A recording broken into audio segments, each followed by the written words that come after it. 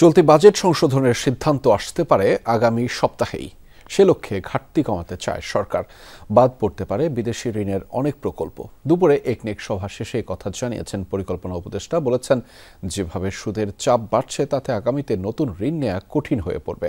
কাঙ্ক্ষিত নয় রাজস্ব আদায়ও। অর্থনীতি সামলাতে গলদঘর্ম সরকার। বাজারে পণ্যের বেজায় দাম, নগদ টাকার সংকট ব্যাংকে, তার উপর থলের বেড়াল বেরিয়ে আসছে খেলাপি ঋণের হিসাবে। গ্যাস আর বিদ্যুতে ভর্তুকি কমাতে বারবার চাপ দিচ্ছে IMF। ফলাফল, ব্যয় সামলাতে শ্যাম রাখি না কুল রাখি অবস্থা নীতি নির্ধারকদের।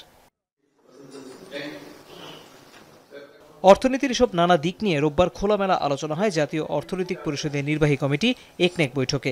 সভাপতিত্ব করেন প্রধান উপদেষ্টা ডক্টর মোহাম্মদ ইউনুস। এ সময় গ্যাস অনুসন্ধান ও বিদ্যুৎ উৎপাদনের 5টি প্রকল্প অনুমোদন পায়। উদ্যোগ ছিল কৃষি উৎপাদন বাড়ানোরও। পরিকল্পনা উপদেষ্টা জানান, সরকার যে কোনো মূল্যে বাজেট ঘাটতি কমাতে চাইছে।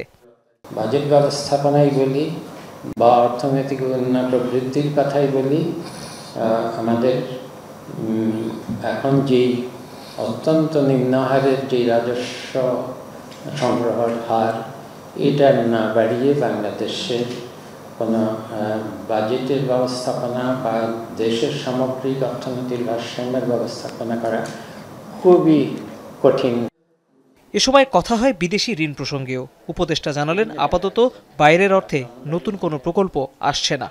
এই বছর থেকেই তো আমরা দেখছি যে ঋণ সুদ পরিশোধের বোঝা এটা যেভাবে বেড়ে যাচ্ছে, তাতে করে এই রকমের অর্থায়ন বাজেটে যে ধরনের অর্থায়ন দিয়ে আর এটা টেকসই হবে না।